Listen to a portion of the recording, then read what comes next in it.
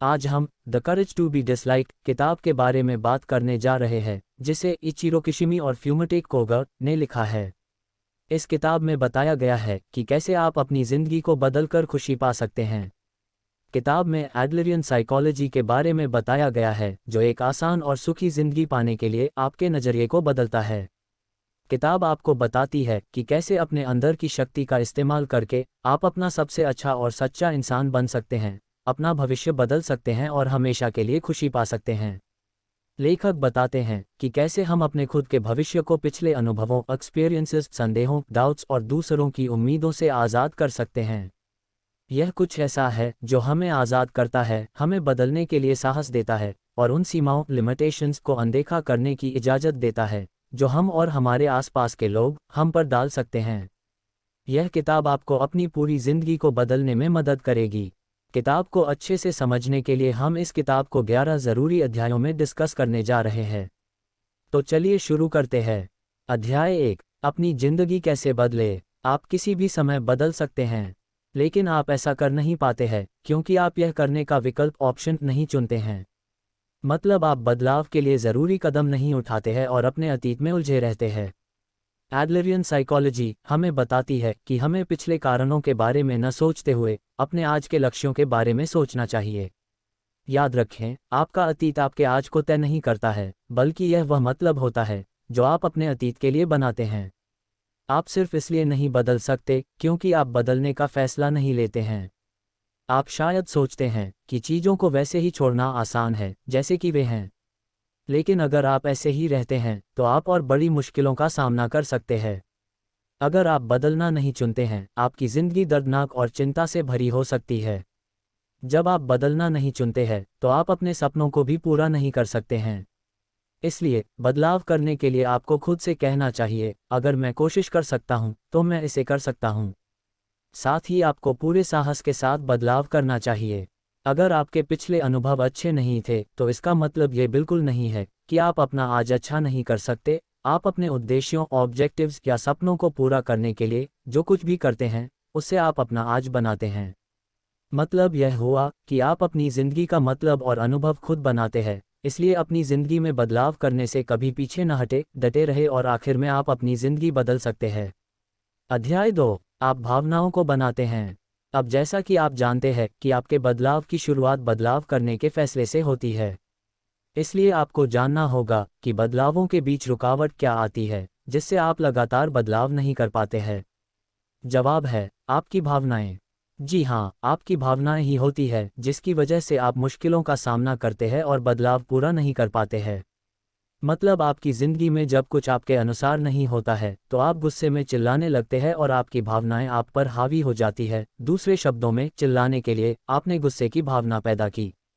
गुस्सा एक ऐसी भावना होती है जो आपको बेकाबू कर देता है और आप गलत फैसले लेने लगते हैं। इसलिए कहा जाता है, गुस्से में लिए गए फैसले मुसीबत के जैसे होते हैं। छोटी छोटी बातों पर गुस्सा करते हैं, जैसे परिचारक वेटर ने आपकी जैकेट पर कॉफ़ी बिखेरी तो आप उस पर चिल्लाते हैं, जबकि आपको पता है कि चिल्लाने या गुस्सा करने से आपकी जैकेट साफ नहीं होगी। इसलिए आपको शांत रहना चाहिए और अपनी भावनाओं को नियंत्रित कंट्रोल करना सीखना चाहिए। याद रखें, हम भावनाओं से नियंत्रित नहीं होते हैं, बल्कि हमें अपनी भावनाओं को नियंत्रण में रखना चाहिए। अगर आप अपनी भावनाओं और गुस्से को काबू नहीं कर सकते हैं तो आप अपनी ज़िंदगी को भी नियंत्रण नहीं कर पाएंगे। इन सब से बाहर निकलने के लिए अभी अपने आप को स्वीकार करें और अपनी भावनाओं को खुद पर हावी न होने दें। शांत रहने की कोशिश करें, गलतियों के लिए खुद को और दूसरों को माफ़ करें, साथ ही नतीजे की परवाह किए बिना आगे बढ़ने का साहस रखें। अगर आप अपनी भावनाओं को नियंत्रित करना सीख जाते हैं तो आप अपनी पूरी ज़िंदगी को नियंत्रित कर सकते हैं। अध्याय 3, एडलरियन साइकोलॉजी का इस्तेमाल करें। हम सभी लोग अपनी ज़िंदगी का दृढ़ निश्चय, डिटर्मिनेशन अपने पिछले अनुभवों के अनुसार करते हैं, और कई बार यही हमारी जीवन शैली, लाइफस्टाइल को भी बनाता है, जो तय करता है कि आप दुनिया और खुद को कैसे देखते हैं। जैसा कि सायम नाम के एक लड़के को बचपन में एक बार घर से बाहर निकलने पर दुर्घटना, एक्सीडेंट जैसी दिक्कत का सामना करना पड़ा, जिसकी वजह से उसके मन में डर रह जाता है, इसलिए उसे उस सदमे से बाहर आने में परेशानी आती है। एडलरियन मेथड से पता चलता है कि सायम बाहर जाने का लक्ष्य नहीं बनाता है, इसलिए बाहर आने के लिए वह चिंता और डर का सामना कर रहा है। इसी तरह वह दुनिया को भी डरावनी दुनिया के रूप में देखता है। लेकिन यह डर सिर्फ एक बहाना है, क्योंकि अगर सायम ने कभी बाहर निकलने की कोशिश ही नहीं की तो भला वो उस सदमे से बाहर कैसे आ सकता है। इसी तरह आपको अपनी ज़िंदगी में किसी भी काम का नतीजा जानने के लिए उस काम को करके देखना ज़रूरी है, तभी आप उसके सकारात्मक पहलू को भी देख पाएंगे। आपकी ज़िंदगी में अब तक जो कुछ भी हुआ है उसका इस बात से कोई लेना देना नहीं होना चाहिए कि आप अब से कैसे जीते हैं। ध्यान रहे, आप आज में रह रहे हैं और आप वही हैं जो खुद अपनी ज़िंदगी को तय करते हैं। इसलिए पूरे साहस के साथ खुद में भरोसा रखते हुए आगे बढ़े और अपने लक्ष्यों को हासिल करें। एडलरियन साइकोलॉजी साहस की मनोविज्ञान साइकोलॉजी है। इसके अनुसार अपनी समस्याएं के लिए अतीत या अपने पर्यावरण एनवायरनमेंट को दोष नहीं दें और न ऐसा माने कि आप लायक नहीं हैं, बल्कि सच्चाई यह है कि आप बस हिम्मत की कमी के कारण अपने लक्ष्यों को हासिल नहीं कर पाते हैं। इसलिए अपनी ज़िंदगी में खुशी पाने के लिए आपको हिम्मत रखनी होगी और अपने काम को पूरे भरोसे से करना होगा। तभी आप अपने हर सदमे से बाहर आ सकेंगे और अपनी ज़िंदगी की असल खुशी को हासिल करेंगे। अध्याय 4, आप हीनता की भावना को बहाने के रूप में इस्तेमाल करते हैं। जैसा कि हमने जाना कि जब हम अपनी भावनाओं को बहाने के रूप में इस्तेमाल करते हैं तो हमें परेशानी आती है। इसी तरह हीनता की भावना उद्देश्य तथ्यों ऑब्जेक्टिव फैक्ट्स के बजाय व्यक्तिपरक सब्जेक्टिव हैं, जो पूरी तरह से दूसरों से खुद की तुलना कंपैरिजन करने से पैदा होती है। सब्जेक्टिविटी के बारे में एक अच्छी बात है कि यह आपको अपनी पसंद बनाने की इजाज़त देता है, मतलब किसी चीज़ के बारे में अपने नज़रिए को बदलकर उससे अपने संबंध आदि को बदलकर बेहतर बना सकते हैं। हालांकि हम उद्देश्य तथ्यों को नहीं बदल सकते हैं। उद्देश्य तथ्य का मतलब है जो चीज़ जैसी है प्रकृति नेचर से वो वैसी ही रहती है, लेकिन हम जितना चाहें सब्जेक्टिविटी को बदल सकते हैं। हम लोग मजबूर जीव हेल्पलेस क्रीचर्स के रूप में दुनिया में आते हैं और उस मजबूर अवस्था से बचने की यूनिवर्सल इच्छा होती है। इसे श्रेष्ठता सुपीरियॉरिटी की खोज कहा जाता है।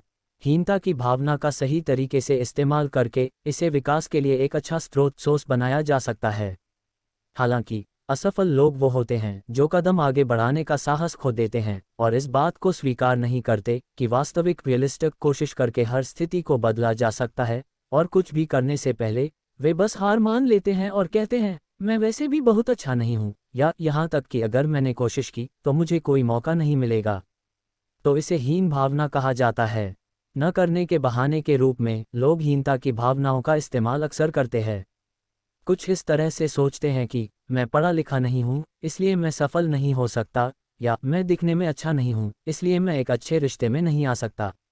यह हीन भावना का इस्तेमाल करके कहा जाता है, जबकि सफल लोग वे होते हैं जिनके पास उत्कृष्टता एक्सेलेंस होता है, और वे हर काम ऐसे करते हैं जैसे कि वे महान हैं और उत्कृष्टता की भावना से आगे बढ़ते हैं।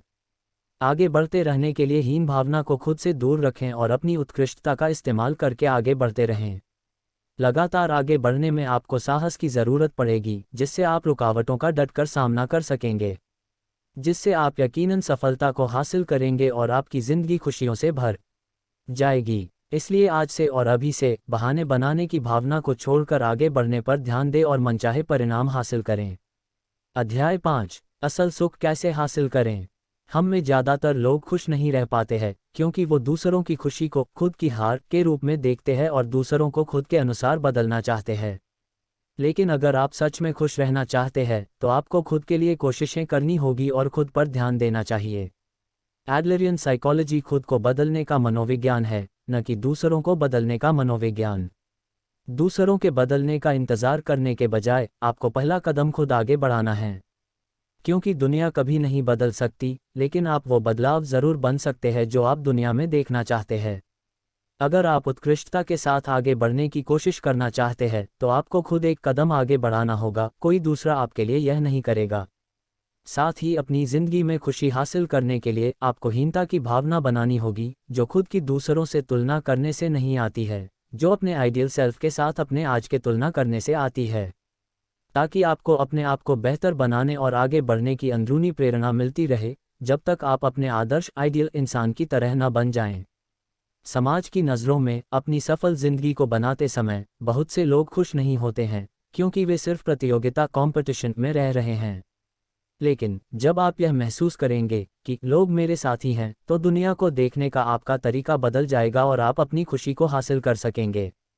एडलर मानते हैं कि उत्कृष्टता की खोज महान होने की कोशिश करने की एक यूनिवर्सल इच्छा है जो आपको आगे बढ़ने के लिए खुद कदम उठाना सिखाती है, जिसके लिए आपको बाकी लोगों की तुलना में बड़ा होने का लक्ष्य बनाने के लिए प्रतियोगिता करने की ज़रूरत नहीं है। याद रखें, हम सभी एक दूसरे से अलग हैं और सब में अपनी अलग खूबी है। हम किसी के साथ प्रतियोगिता करने के लिए नहीं चलते हैं, बल्कि खुद को बेहतर करने के लिए चलते हैं। इसलिए जो अब आपके पास है उससे आगे बढ़ने की कोशिश करें। आपका प्रतियोगिता आपके खुद से होना चाहिए, जिससे आप खुद को सबसे अच्छे तरीके से विकसित कर सकते हैं। अपने बारे में सोचना, चिंता करना, फैसले लेना और अपनी खुशी बनाना सब आप पर ही निर्भर करता है। इसलिए साहस के साथ आगे बढ़ें, अपने कल से आज बेहतर बनने पर ध्यान दें और तब तक अपने आदर्श लक्ष्य आइडियल गोल की तरफ बढ़ते रहें जब तक उसे हासिल न कर लें। अध्याय 6, मान्यता रिकॉग्निशन की इच्छा को नामंजूर करें। हम में से ज़्यादातर लोग अक्सर दूसरों से उम्मीद लगा लेते हैं कि वे वैसा ही करेंगे जो दूसरे चाहते हैं, जिससे वो अपनी ज़िंदगी को छोड़कर दूसरों की ज़िंदगी जीने लगते हैं। इसे बदलना बहुत ज़रूरी है, तभी आप अपनी ज़िंदगी को सफलता और खुशी से जी सकते हैं। इसलिए आपको अपनी मान्यता की इच्छा से इनकार करना चाहिए। आप बाकी लोगों की उम्मीदों को पूरा करने के लिए नहीं जी रहे हैं और बाकी लोग आपकी उम्मीदों को पूरा करने के लिए नहीं जी रहे हैं। हम सभी अपनी ज़िंदगी जी रहे हैं, तो इसका विकास करना भी हमारी ही जिम्मेदारी है। अगर आपके रिश्तों की बात करें तो रिश्तों में सभी को यह आज़ादी होती है कि वह लोग एक दूसरे को या एक दूसरे की किसी चीज़ या आदत को पसंद या नापसंद कर सकते हैं। यह इस बात का सबूत है कि आप आज़ाद हैं और आप अपने सिद्धांतों प्रिंसिपल्स के अनुसार जी रहे हैं। जब तक आप बाकी लोगों के फैसलों से बंधे हुए होते हैं और आपको बाकी लोगों द्वारा नापसंद किए जाने का डर होता है, तब तक आप कभी भी अपनी ज़िंदगी अपने तरीके से नहीं जी सकते और इस तरह आप कभी भी आज़ाद नहीं होंगे। इसलिए अपनी ज़िंदगी के फैसले खुद ले, आखिर में आप वही बनेंगे जैसा आप सोचते हैं। कोई इंसान जो आपके बारे में अच्छा नहीं सोचता है, वह उसकी समस्या है, आपकी नहीं।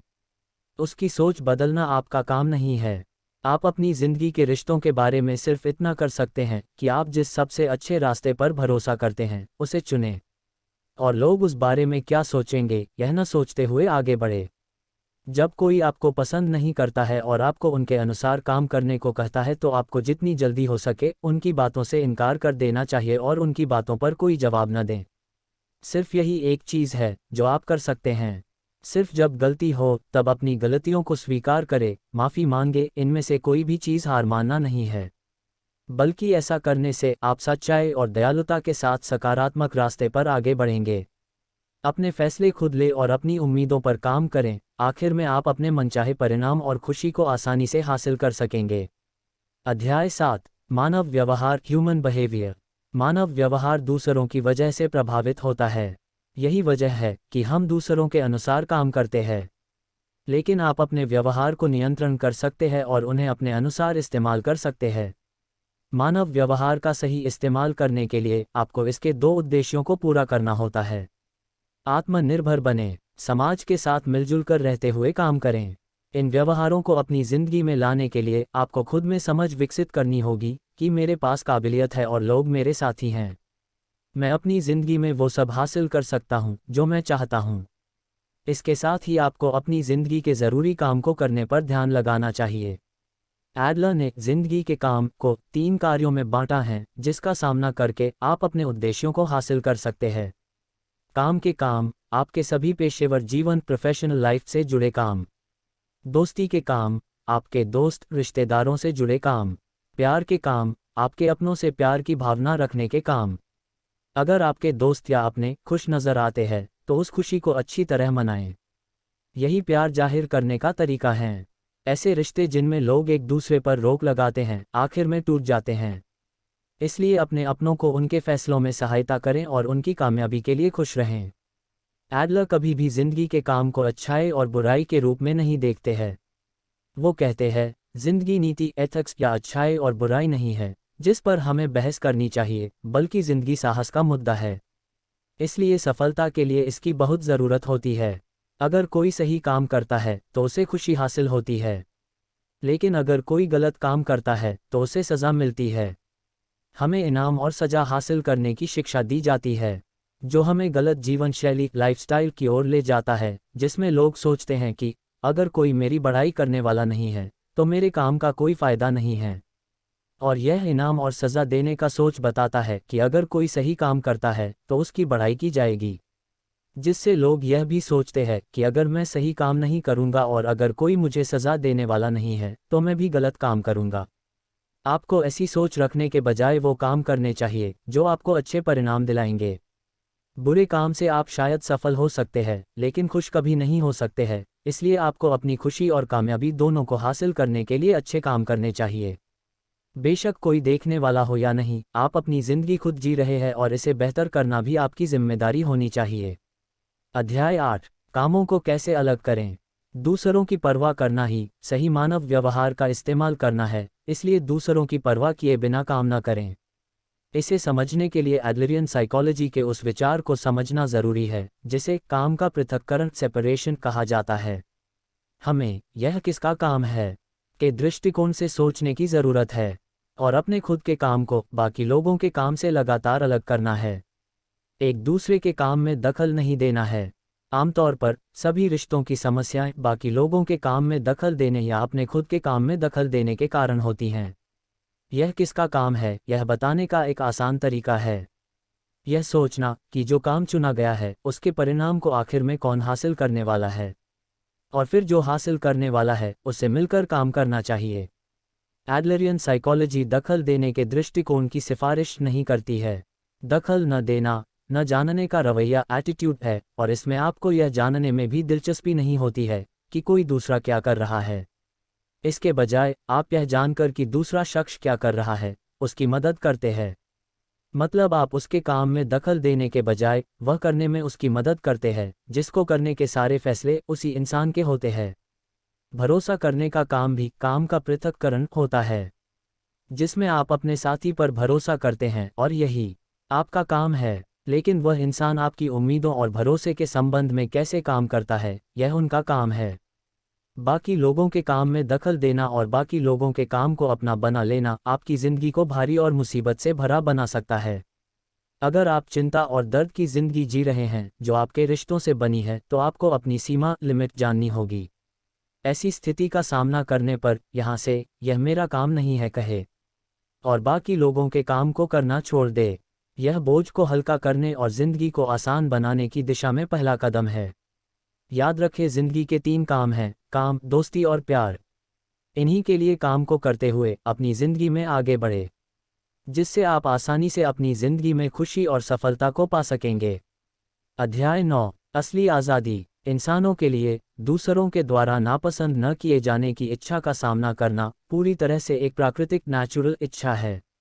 आधुनिक दार्शनिकों मॉडर्न फिलोसोफर्स ने इस इच्छा को झुकाव कहा है, जैसे पत्थर जिसमें जान नहीं होती है।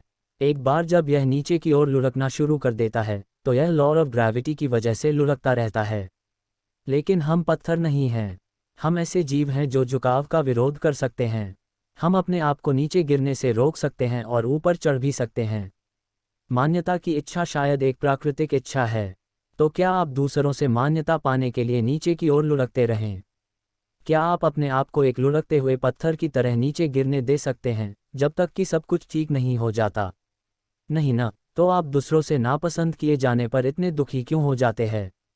जब आप खुद को सबसे अलग और अपनी खूबी के साथ अपनाने लगते हैं तो आप अपनी ज़िंदगी की असल आज़ादी को हासिल कर लेते हैं। आज़ादी को दूसरे लोगों द्वारा नापसंद किया जा रहा है। जब आप किसी के द्वारा नापसंद किए जाते हैं तो यह इस बात का सबूत है कि आप अपनी आज़ादी का इस्तेमाल कर रहे हैं और आज़ादी के साथ जी रहे हैं, और यह एक संकेत है कि आप अपने सिद्धांतों के अनुसार ही जी रहे हैं। अपने आप को इस तरह से बनाना कि आप किसी को भी नापसंद न हो, यह ज़िंदगी जीने का एक सबसे आज़ाद तरीका है, लेकिन यह असंभव भी है। जब कोई इंसान अपनी आज़ादी का इस्तेमाल करना चाहता है तो उसे उसकी कीमत चुकानी पड़ती है, और पारस्परिक संबंधों इंटरपर्सनल रिलेशनशिप में आज़ादी की कीमत यह है कि एक इंसान को बाकी लोगों द्वारा पसंद करने के साथ साथ नापसंद भी किया जाता है।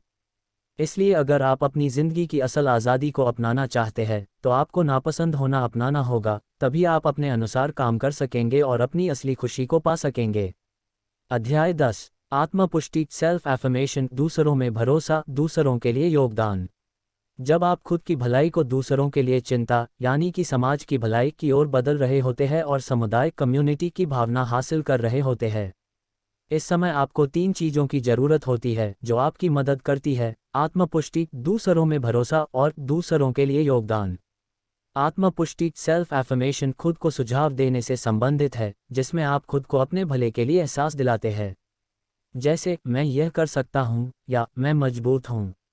यह एक ऐसी मान्यता है जो उत्कृष्टता एक्सेलेंस को ला सकती है और इसे जीने का एक तरीका भी कहा जा सकता है, जिसमें इंसान खुद से उस तरह की बातें कहता है जैसी चाहता है।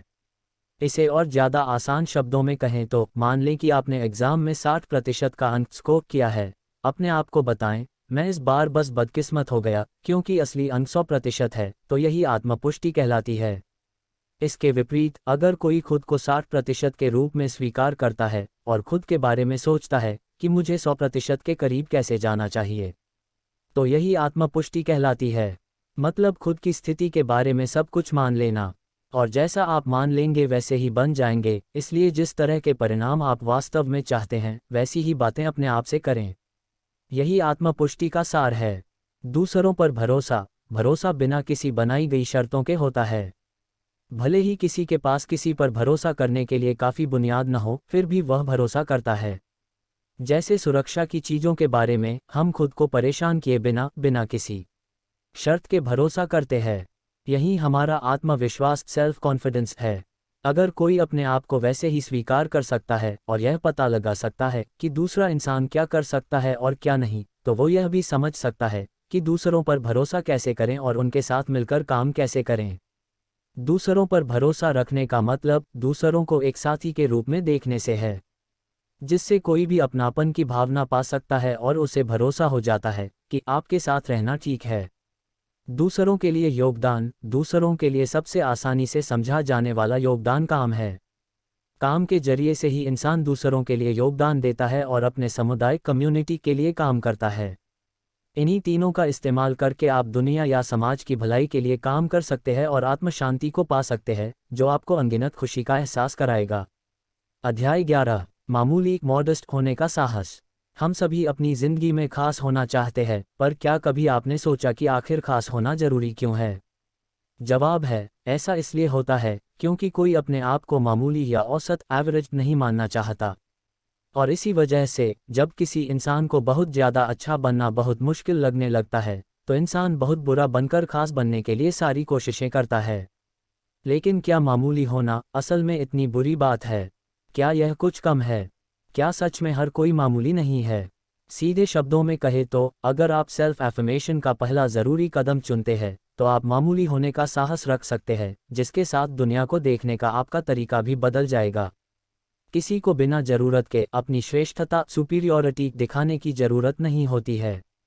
आप मामूली दिखकर भी महान बन सकते हैं, बस आपको अपनी समुदाय कम्युनिटी की भलाई के लिए काम करते रहने चाहिए। खास होने का साहस तो सब दिखा सकते हैं, पर असल में खास वही होता है जो खास होकर भी एक मामूली होने का साहस सबको दिखा सके। हमारी जिंदगी पलों की एक जंजीर चेन है जो न तो अतीत और न ही भविष्य में मौजूद है। यह आज में ही है, इसलिए यहाँ और अभी में जियो। अपने आप को अतीत या भविष्य की चिंता में न डालकर अपने आज का मजा लो। जिंदगी हमेशा आसान होती है, जिंदगी में ऐसा कुछ नहीं होता है जिसके बारे में आपको बहुत गंभीर होने की ज़रूरत पड़ती हो। अगर आप हर पल को ईमानदारी से जी रहे हैं, तो आपको ज़्यादा गंभीर होने की ज़रूरत नहीं है। बस ध्यान रहे, आपकी ज़िंदगी आपकी है, इसलिए इस ज़िंदगी को बेहतर करने के फैसले भी आपके ही होने चाहिए। जब आप इस दृष्टिकोण पॉइंट ऑफ व्यू को अपनाते हैं, तो आपकी ज़िंदगी हमेशा खुशी से भरपूर हो सकती है और आप अपनी ज़िंदगी को सफलता, खुशी और शांति से जीने लगते हैं। इसलिए आज से ही इस नए दृष्टिकोण को अपनी ज़िंदगी का हिस्सा बनाएं और अपनी ज़िंदगी के बेहतर आज और कल को जीने के लिए तैयार हो जाए। तो दोस्तों, इस किताब की मदद से हमने अपनी ज़िंदगी को खुशियों से भरी ज़िंदगी में बदलने के बारे में जाना। लोगों के नापसंद किए जाने के बावजूद खुशी और हिम्मत से इज्जत से जीने के तरीके के बारे में जाना। याद रखें कि ज़िंदगी उतनी मुश्किल नहीं है जितनी नज़र आती है, बस आपको अपना नज़रिया बदलना है और पूरी हिम्मत के साथ अपनी ज़िंदगी को बेहतर बनाने के फैसले खुद लेने हैं। जब आप अपनी ज़िंदगी में साहस का नया नज़रिया डेवलप कर लेते हैं, तो खुशियों से भरी ज़िंदगी जीना काफ़ी आसान होने लगता है और आप अपनी ज़िंदगी में खुशियों से भरा बदलाव ला सकते हैं।